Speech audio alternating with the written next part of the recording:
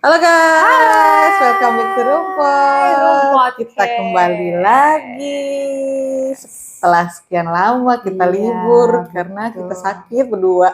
Iya, betul. Sakitnya barengan. Terus kucingnya Puput juga lagi sakit. Iya. Mohon doanya ya teman-teman. Biar kita semuanya sehat. Sehat, amin. Sama kucing aku juga sehat. Amin. Sama Kalian kucing juga. kalian semua juga Iya, sehat. kalian juga sehat. Iya, betul. Oke. Back to episode apa nih, Beb? Oke, sekarang kita mau bahas tentang hotel-hotel terangker di Indonesia. Lagi-lagi episode kali ini angker. Kita akan bahas angker terus ya. Iya, betul. Karena peminatnya luar biasa. Biasa. Buat kalian yang suka staycation, mungkin punya pengalaman-pengalaman horor bisa sharing-sharing ke kita ya. Betul, biar kita punya tambah-tambah cerita juga. Gitu. Oke. Balik nih ke pembahasan. Jadi buat sahabat-sahabat rumput nih, pasti di antara kalian pernah nginep di sebuah hotel dong ya. Kamu juga pernah dong ya, pasti. Dong. Aku juga pernah. Semua juga pernah. Semuanya juga pernah.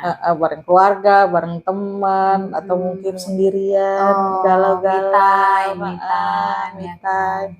Nah, pasti di situ banyak cerita-cerita yang bikin seneng lah. Gitu. Apalagi kalau nginepnya bareng keluarga. Iya, betul. Bareng teman-teman, party kan. Oh iya. Oke. Kalau bareng pacar gimana? Enggak gitu tuh, gak boleh. Iya. Udah ada undang-undangnya sekarang gak boleh. Iya benar. Hati-hati lah digerebek.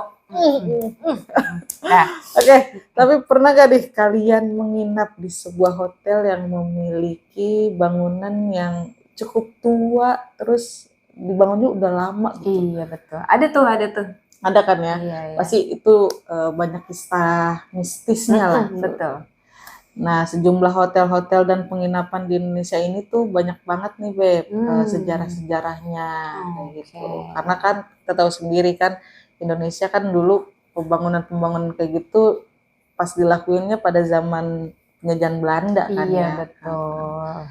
Nah, berbagai cerita dan kejadian-kejadian mistis itu seringkali turut mengiringi sejarah-sejarah hotel tersebut.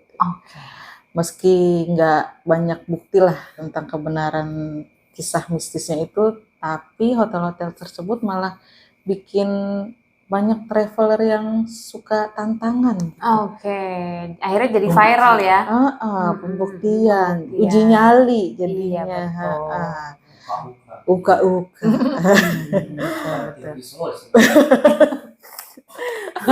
Makanya banyak nih pengunjung yang malahan milih hotel angker, Beb. Sengaja malah uji nyali ya, biar ada sensasi-sensasi yang betul. memicu jantung lah gitu. Sekarang kita akan bahas nih di mana aja hotel-hotel yang menurut tim rumput itu angker. Betul. Kira-kira ada berapa hotel sih, Beb, yang akan kita bacakan? 4 hotel. 4 lagi. 4 lagi. Jangan banyak ya.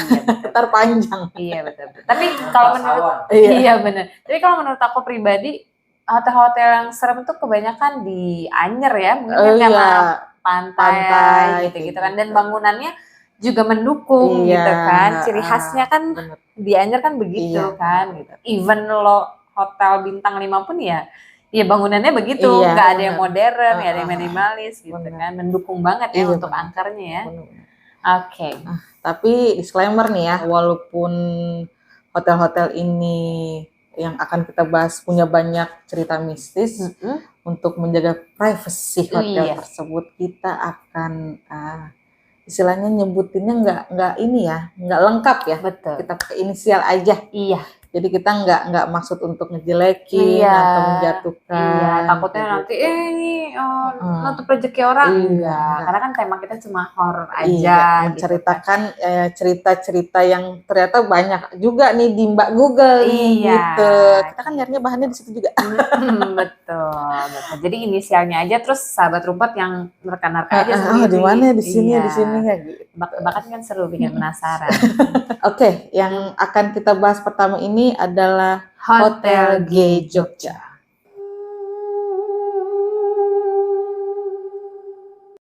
Wow, Jogja ya. Hotel G Jogja ya berada di pusat Jogja, di kotanya. Tentunya udah nggak asing lagi lah ya gitu kalau udah di pusat kotanya Jogja ini gitu kan. Nah, jadi untuk para pecinta cerita horor, apalagi tempatnya yang ada di pusat kota Jogja, hotel ini merupakan salah satu hotel tertua di kota Yogyakarta. Nah, cari aja sendiri gitu ya, kita kasih clue-nya aja. Dan menyimpan banyak sekali sejarah nasionalnya nih di Hotel G ini.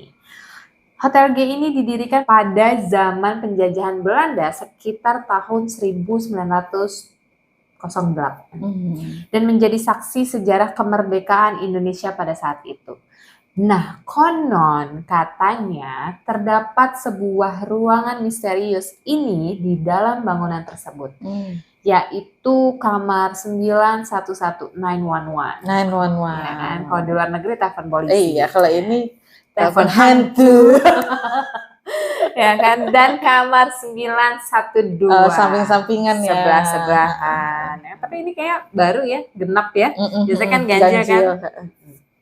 Jadi, menurut cerita dari pegawai hotel dan para pengunjung, katanya nih pintu kamar 911 dan 912 sering banget kebuka sendiri dan ketutup sendiri. Lemong lah. Aduh. Curang banget hantunya ya. Nginep di hotel nggak bayar. Gretong, bener say, kepikiran ya kan gretongnya. Oke, jadi kadang juga diikuti nih Beb, apa tuh? sama suara aneh yang menyeramkan nih, berbarengan nih sama si pintunya yang kebuka ketutup sendiri nih, ya kan, pintu koboi, enggak salah, jangan dibahas yang itu. Jadi suara aneh tersebut juga sering sekali terdengar oleh pengunjung yang menginap di kamar sebelah-sebelahannya deh tuh. Gitu. Kadang terdengar suara jeritan, tapi kadang juga terdengar suara cekikikan, pusing gua kalau udah berarti cewek dong yang sering ke situ ya. Iya, kan. Emang lo genit. Nah, ada juga kamar yang serem lagi nih ternyata di Hotel G Jogja ini. Katanya kamar ini ada di ujung lantai 2 yang dapat julukan namanya Sudirman Suite. Nomor 219. Gede kalau suite itu berarti. Iya, Sultan tuh kayaknya. Iya, kan? Kenapa diberi nama Sudirman Suite? Karena dulu kamar ini pernah menjadi kantornya Panglima Besar Jenderal Sudirman ketika memimpin pasukan mempertahankan kemerdekaan Indonesia. Sebagai penghormatannya, tempat di mana sang jenderal berkantor ini dijadikan sebuah kamar, makanya namanya jadi Sudirman Suite. Gitu. Iya, jadi seakan kayak buat penghargaan lah. Iya, gitu karena dia jenderal ya udah kita pakai deh gitu kan. Nah, beberapa barang peninggalannya masih tersimpan ternyata di kamar itu. Jadi benar-benar ciri khasnya banget ya gitu. Kamarnya Sultan. Satu di antara barang peninggalannya adalah patung Jenderal Sudirman yang sedang duduk di sebuah kursi, kayak dulu kan kursi malas-malasan kan zaman dulu kan keren ya, gitu. Tuh kursi-kursi goyang yang kayu. Tapi kalau aku mau ngeliatnya gitu nggak serem tuh. Iya. Kayak suka takutnya bunyi sendiri. Iya gitu, betul. Goyang sendiri ya kan. Iya. Goyang sendiri. Iya. Maaf salah ya. Nah, kita lanjut. Katanya juga nih Beb, banyak pengunjung yang pernah melihat patung sang jenderal itu sering goyang sendiri padahal nggak ada angin. Nah, lagi duduk patung kan tebel banget ya Wak. Iya benar. Kalau bisa gerak sendiri. Kena AC juga nggak mungkin goyang ya. Wah, ini gimana sih beritanya kena angin? Nggak ada angin, nggak bakal goyang juga kena angin. Patung orang, ya kan? Lemong loh. Jadi selain patung yang bisa goyang juga ini, aura mistis yang cukup kental juga datang dari kelambu nih Beb. Kelambu peninggalan si sang jenderalnya nih, kan kasur zaman dulu tuh kelambunya. Biar nggak ada nyamuk gitu. Betul. Tapi saat ini kamar yang berukuran 150 meter persegi itu sudah direnov. Jadi bangunan peninggalan-peninggalan itu mungkin udah nggak ada kali ya. Iya, betul. Jadi interiornya sudah diganti, jadi nggak ada lagi kesan mistisnya Beb gitu, hotelnya tuh si kamar ini horor Iya, gitu. Karena kan masih beroperasi mereka iya, benar-benar. gitu. Jadi biar ada yang nyewa lah kamarnya gitu. Betul, apalagi kan sekarang banyak sultan tuh ya. The rich. Sultan Andara, Sultan Pondok Indah, Sultan Cinere, enggak. Sultan Cipedak enggak? Sultan Depok. Oke, lanjut. Oke, selesai ya. Sekarang kita akan membahas tentang Hotel N Malang. Hotel yang berada di Kota Malang ini berdiri pada tahun 1918 nih, Beb. Jadi masih penjajahan Belanda juga nih. Tempat ini dulunya bukan sebuah hotel. Oh, jadi apa? Dia tuh bangunannya berbentuk villa malahan. Villa. Bangunan ini umurnya juga udah cukup lama kan tuh, dari 1918 sampai sekarang berapa tahun itu ya? Iya, lama itu. Lama jauh. Nah, males ngitung. Hotel ini dibangun oleh seorang pria keturunan Brazil. Iya, Neymar dong. Enggak. Lagi viral Neymar. Biasa perempuan kan ngerti enggak, tahu yang cakepnya doang kan. Dan pembangunan hotel ini tuh butuh 15 tahun, Beb, menyelesaikan. Wow, lama banget ya. Mungkin zaman dulu nggak terlalu sebagus sekarang kali. Iya. Alat-alatnya, ya, gitu. Belum pada. Iya. Nah, layaknya hotel-hotel tua pada umumnya, Hotel N ini juga memiliki cerita mistis yang melegenda nih. Wow. Meski perihal kebenarannya itu belum diketahui secara pasti benar apa enggak, tapi berita ini dipercaya oleh masyarakat sekitar nih, Beb. Salah satu cerita yang terkenal itu pernah terjadi peristiwa seorang perempuan Belanda bunuh diri di lantai 4 hotel tersebut. Nah, nggak tahu, galau kali. Bisa sih. Dikatakan bahwa setelah kejadian tersebut pihak hotel sempat menutup hotel tersebut. Ditutup dulu. Tapi banyak warga sekitar yang mengaku sering melihat sosok perempuan itu masih ada nih di bangunan itu. Iyalah, bunuh diri ya. Iya, benar. Dia sering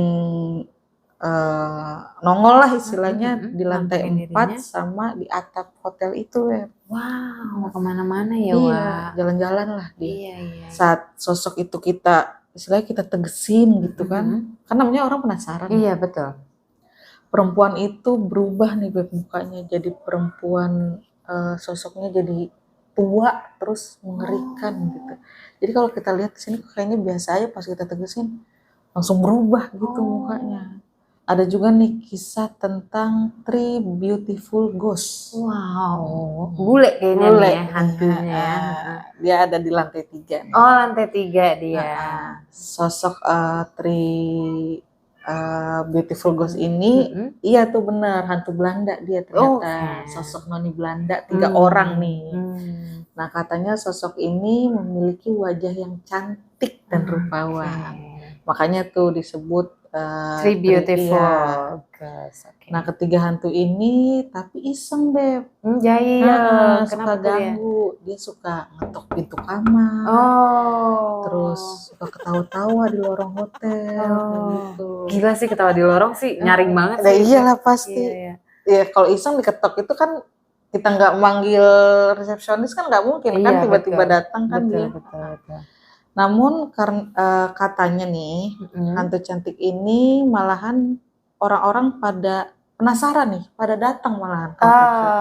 Mau ngeliat tuh secantik apa sih ini hantunya gitu. Iya. Cerita yang terakhir tentang ruang bawah tanah hotel tersebut. Ada ruang bawah tanah dia. Salah satu bagian Hotel N ini katanya nih dulu adalah tempat pembuangan mayat. Innalillahi. Serem ya? Serem lah, mayat. Terus makanya bong duit iya, jangan dong. Nah, itu tuh makanya ruangan itu dibilang memiliki aura paling mistis. Iyalah, buang mayat lah, paling mistis lah. Pembantaian, pembuangan mayat di situ. Bunuh diri, bunuh di situ semua. Nah, menurut pengakuan beberapa orang, mereka pernah melihat sosok manusia badannya itu berlumuran darah di ruang tanah tersebut. Mungkin roh-roh yang dibantai di situ kali. Iya, nggak dimandiin, udah aja. Iya, bau amis tuh. Tapi walaupun menyimpan banyak kisah yang menyeramkan nih di hotel tersebut, eksotisan gaya klasik yang dipertahankan oleh hotel ini memiliki 5 lantai itu nggak diragukan lagi, Beb. Bagus lah tuh istilahnya, gaya-gayanya masih zaman-zaman dulu. Orang-orang sekarang kan malah nyari yang apa istilahnya buat foto-foto OTD gitu. Kalau sekarang kan di kota tua tuh ya. Iya. Buat foto-foto kayak gitu. Selesai sudah hotel yang tadi ya, cukup serem banget ya Beb ya, karena ada ruang bawah tanahnya ya, pembuangan mayat. Next kita punya hotel yang ketiga. Hotel ketiga adalah Hotel A Padang. Oke, buat sahabat Rumput mungkin masih ingat mengenai kejadian gempa pada 30 September 2009 yang menghancurkan sebuah hotel di Sumatera Barat. Nah, kejadian tersebut memakan korban jiwa yang jumlahnya sangat banyak. Setelah kejadian tersebut, banyak cerita mistis yang muncul di kalangan masyarakat di Kota Padang ini sampai sekarang. Jadi banyak warga, terutama para supir dan ojek, yang sering diganggu ternyata sama si hantu hotel ini, Beb. Gitu. Karena kan mereka yang lebih sering ya keluar malam ya, si supir-supir ini. Jadi bahkan ada yang mendengar suara jeritan serta mobil yang bergoyang tanpa sebab. Kalau mobil goyang iya ya itu bukan horor ya, lock gedor sama patroli itu dibuka, pasangin ini ya lampu gitu ya. Gimana sih ini salah konsepnya. Gak mungkin itu gak ada orangnya, Beb. Iya sih, makanya kita positif thinking aja ya Beb ya. Lanjut. Jadi keangkeran lokasi tersebut akan terasa jika melewati pada malam hari meski berada di pusat kota, namun kawasan itu sepi nih dari keramaian, padahal di kotanya nih. Iya, benar-benar. Bahkan para tukang ojek dan supir itu yang biasanya mangkal di persimpangan jalan itu, kini beralih ke Pasar Raya Padang karena saking sepinya.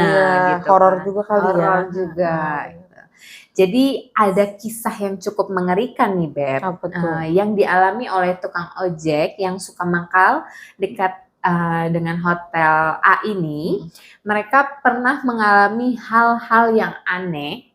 Ada yang pernah melihat orang yang berlumuran darah di depan hotel tersebut sambil minta tolong. Itu korban yang gempa itu kali ya. Gara-gara gempa itu udah kan banyak yang meninggal.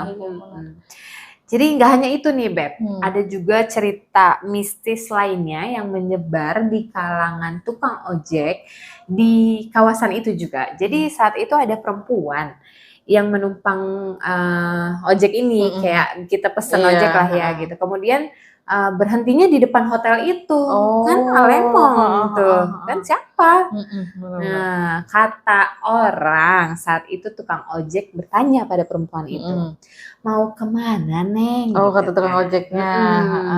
Terus si perempuan itu jawab nih ya kan, udah tangan awak tak tinggal di siku. Cakep ya gue ya. Orang Padang ya. Mantap gak tuh Padang? Tangan gue ketinggalan bang di sini. Aduh, udah cocok nih gue kayaknya jadi mantu orang Padang. Udah, kamu cie. Masih Padang, iya bener enak ya. Wah, ini malah udah tangan awak tak tinggal di situ. Aduh, tangannya ketinggalan, wah. Aduh, bagaimana sih wujudnya? Terus lu bayarnya ojeknya pakai apa? Tukang ojeknya pingsan kabur kali ya, langsung gak usah bayarin dari jalan aja. Udah gue pulang deh. Aduh, oke. Lumayan sih ya. Lanjut, terus ada juga nih ternyata cerita yang dialami oleh para supir angkot. Nih sekarang supir angkot nih, tadi ojek ya kan. Yang melintasi kawasan itu nih Beb. Jadi pada saat supir melewati bangunan hotel A ini, tiba-tiba ada wanita yang memberhentikan angkot itu. Dipikir supir angkot tuh ya udah kayak penumpang biasa aja yang mau naik angkot dia gitu kan. Akhirnya berhenti nih supir angkotnya. Terus naik dong nih ya kan wanita ini. Tapi ternyata setelah naik jeng ntar gue kasih musik ya ding gitu ya. Ternyata penumpangnya hilang. Loncat gue rasa Maya nggak punya duit. Iya benar. Iya. Tapi nggak mungkin juga sih. Cewek, lagian abang supirnya mau aja ngangkut cewek malam-malam. Iya. Si abang, hati-hati bang. Aduh, udah tahu itu terkenal horor. Iya, malah lewat situ. Aduh, hilang guys. Kita kalau loncat kan masih berasa kali Maya. Iya ada goncangan lah ya gitu, atau teriakan kayak gitu kan ya. Gitu. Beda dong teriakannya. Salah ya. Oke. Selesailah ya cerita horornya, tapi karena banyaknya cerita horor-horor itu, hotel ini sudah dibangun lagi dan berganti nama. Oh, berganti nama. Iya, tapi kesan horor dan cerita mistisnya gak bisa dilupain. Iya. Masih melekat banget gitu. Orang juga pasti tahu oh ini hotelnya gitu. Ternyata di sini. Oh ingatnya. Betul. Oke. Kita lanjut yang terakhir. Ada Hotel M Surabaya. Salah satu hotel yang berada di kota Surabaya ini termasuk hotel yang sudah tua juga nih Beb. Iya betul. Hotel M ini dibangun pertama kali pada tahun 1910 oleh Hindia Belanda. Tua banget itu. Nah, hotel ini dahulunya pernah menjadi saksi bisu peristiwa kepahlawanan dari kota pahlawan ini nih Beb. Di balik kemewahannya itu, Hotel M ini pernah menjadi tempat terjadinya perobekan warna biru pada bendera Belanda. Bendera Belanda merah putih biru. Iya. Birunya disobek jadi merah putih. Gitu kan pasti tahulah ceritanya tuh gitu. Iya kalau belajar sejarah. Kalau sejarah lu bagus nilainya. Bener. Ya kan? Untung gue bagus. Untung gue gak tidur belajar sejarah.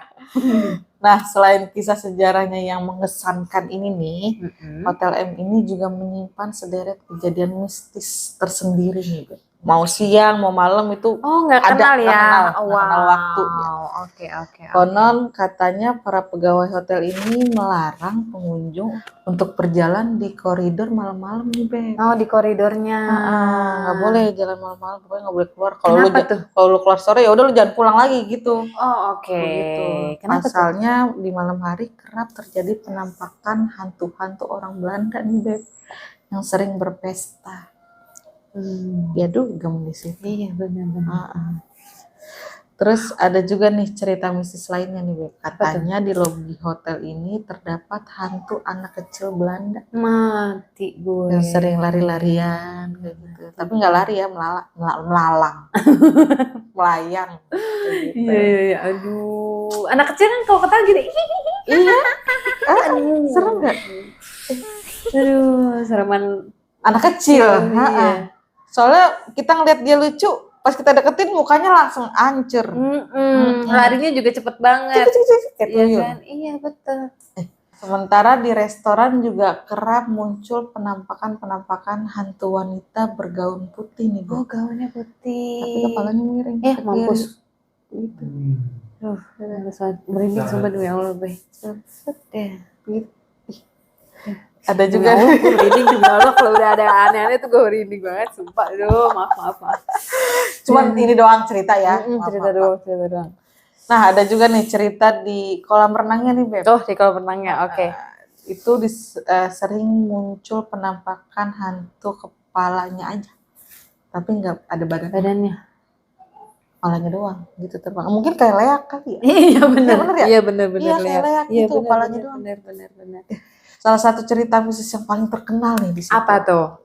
ada di ruang Bromo katanya. Di situ ada salah satu ruang namanya ruang Bromo. Katanya ruangan ini adalah ruangan paling angker di hotel tersebut. Menurut cerita yang beredar, di tempat ini sering terjadi penampakan berupa noni-noni Belanda dengan gaun dan payung yang selalu berdiri di sudut ruangan. Payung sih, aduh. Noni Belanda begini. Di sudut, iya. Di pojok gitu, begini diri aja. Iya gini. Iya diam aja kan. Taruh di sebelah gue nih pasti nih. Abis kalau di sebelah gue sini nih gak muat. Enggak, ada ini. Bisa aja muat aja emang lo muat begini tuh biar muat gitu duduk di sini. Takut aduh. Soalnya kebanyakan fotonya sebelah sini ya guys. Iya, di sini mulu. Serem.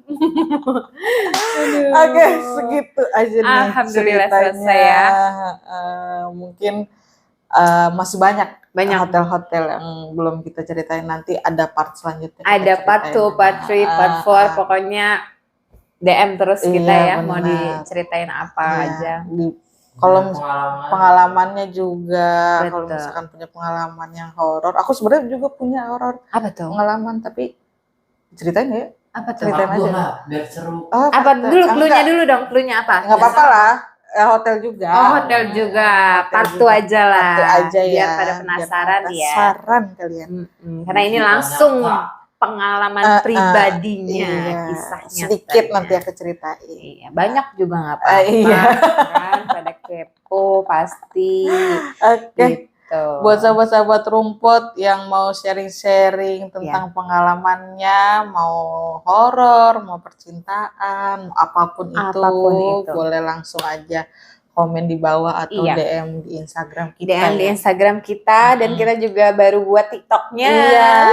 Jangan lupa di follow TikTok Rumput. Oke, ada di sini ya. Iya. Apa sih? Udah kerjain mulu, capek banget. Ada di sini. TikTok dia gue taruh juga di sini, ya. Oke, makasih loh. Yang di belakang layar juga ngebantuin aja lagi gue, Herman. Heran gue pukul. Aduh. Nah, oke.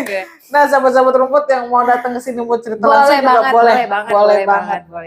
Kita sharing-sharing juga. Aduh, kita senang banget kalau kalian pada datang ke sini. Iya, apalagi udah banyak banget yang komen ya kan, yang ngedukung kita. Terima kasih yang udah subscribe, udah share, udah komen, udah like di YouTube, udah follow IG kita, udah DM IG kita, banyak ngasih kita inspirasi, masukan, betul. Oke, segitu aja ya guys pembahasan kita kali ini. Pokoknya jangan bosan-bosan sama muka kita yang kayak gini-gini aja. Jangan berharap ganti host ya. Jangan ada gila-gilanya. Jangan gila-gila loh. Cuma gue sama ya. Balik lagi. Oke. Jangan di like, jangan di komen, jangan di subscribe karena obrolan kita tidak penting. Tidak berfaedah. Bye. Assalamualaikum.